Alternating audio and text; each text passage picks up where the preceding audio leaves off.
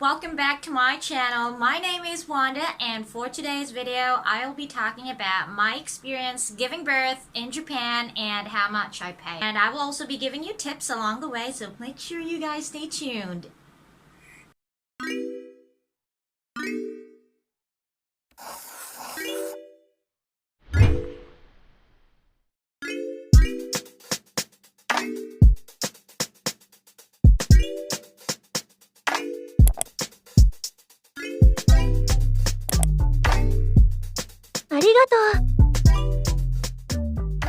I have here a copy of the things that I'm going to say, so please bear with me if I keep on looking down to look at my notebook. Alright, so let's start. My initial EDD, or estimated due date, was May 26th, 2019, but on May 2nd, around 11 p.m., I started peeing blood.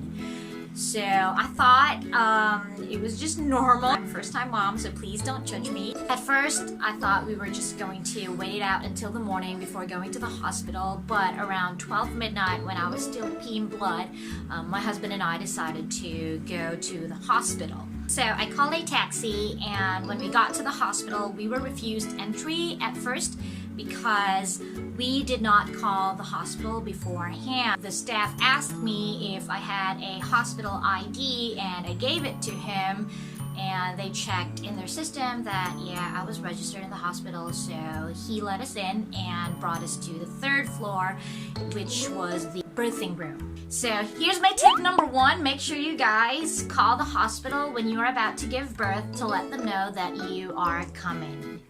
When we got to the third floor, I was ushered into a room where I sat on one of those chairs that goes up and down and back and forth, only in Japan.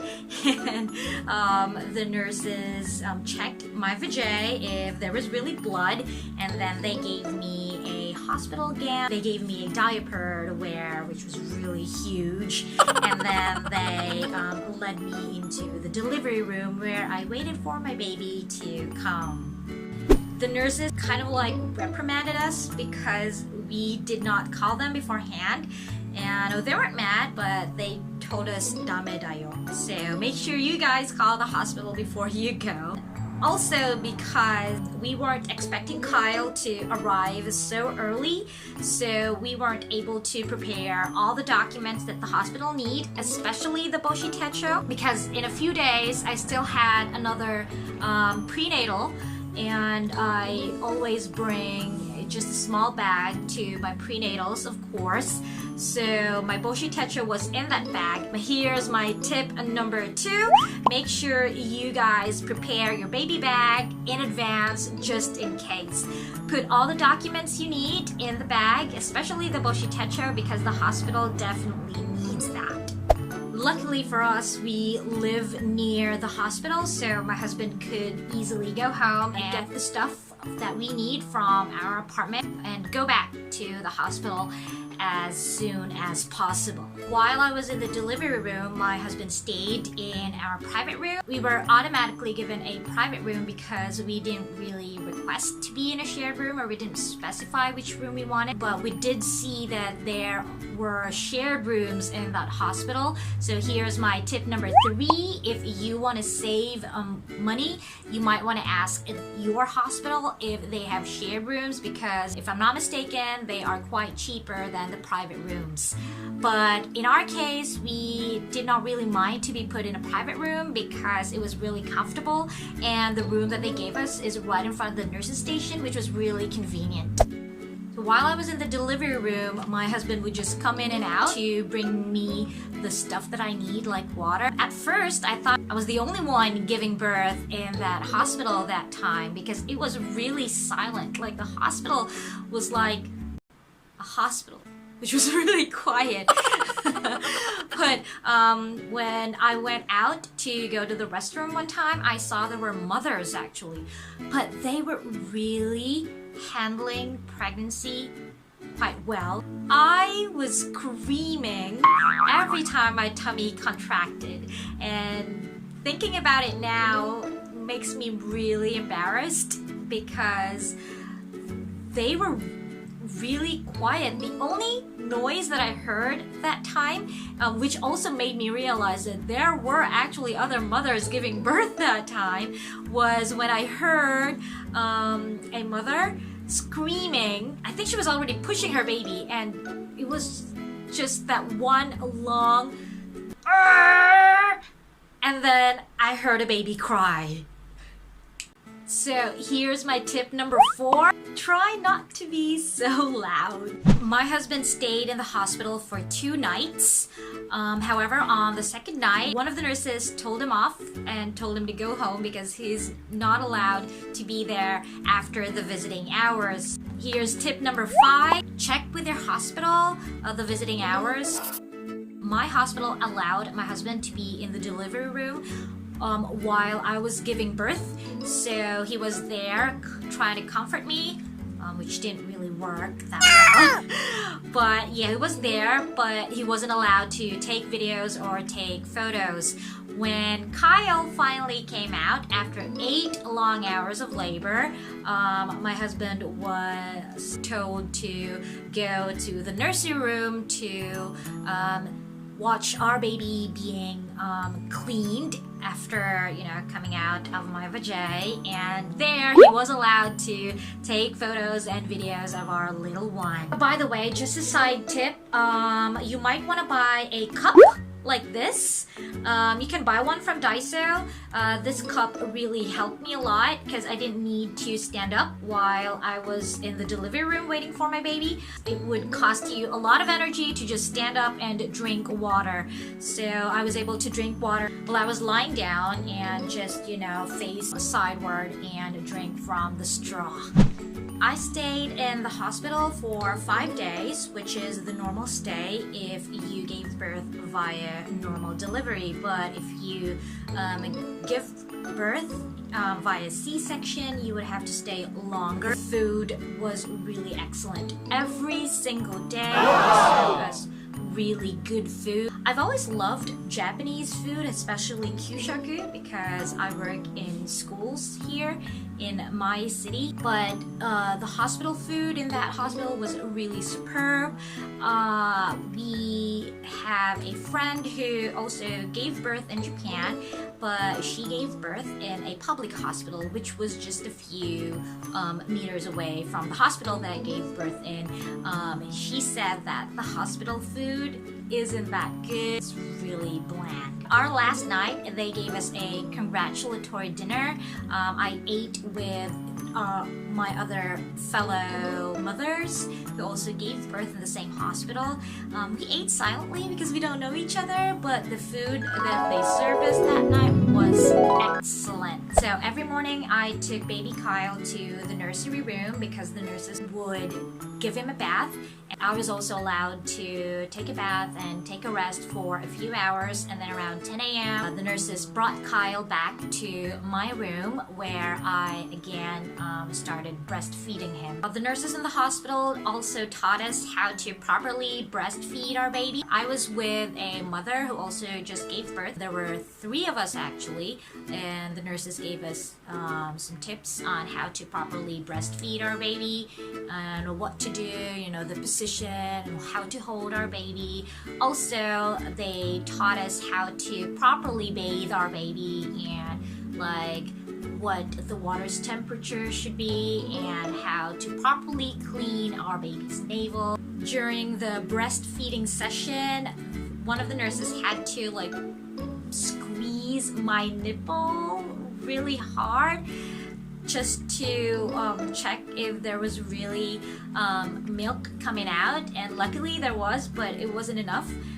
Even when I tried pumping, I could not produce a lot of milk. A lot of people told me that it would take a few days before the milk could really come out, so the first few days I gave Kyle formula as well as my breast milk. So in Japan, they recommend, of course, to give your baby's breast milk exclusively, but of course, if you cannot produce breast milk, they would definitely suggest that you give formula to your baby.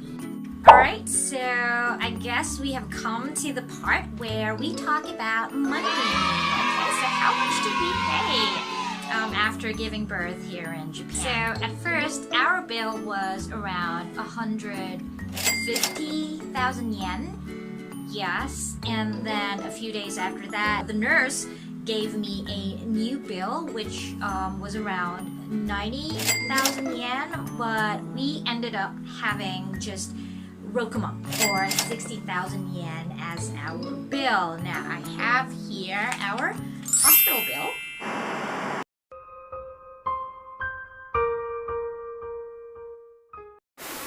So our total bill was 441,870, but there was a deduction of 420,000. So our final bill was only 21,870. Now this 420,000 deduction is the birth allowance that the Japanese government will give all the new mothers who gave birth here in Japan. You can choose to have this amount deposited straight to your bank account, or you can choose to have it paid directly to the hospital. We chose the latter because a friend of mine told us that it will take some time for the money to be deposited to your bank account, so you would have to pay the hospital out from your own pocket. But Kyle had to stay for one more night because he had jaundice, and he was put in an incubator overnight under the UV light to treat his jaundice while I was allowed to go home. So for one night I was able to rest, but I couldn't really rest that well. I was really crying a lot because I was worried about Kyle. But the nurses assured me that Kyle is going to be all right, and jaundice is really normal, especially for babies who are premature. Because of that, we had another bill of 36,770 for Kyle's extra night at the hospital. So we now have a total of 21,870 plus 36,770. That would be, I don't know how much.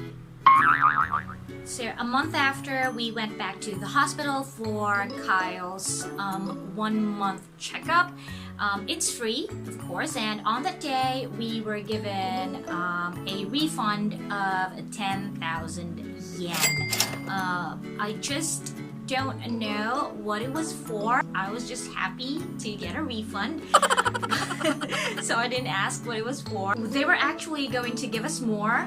However, we did not have that infant medical certificate that the City Hall will give to new mothers with newborn babies.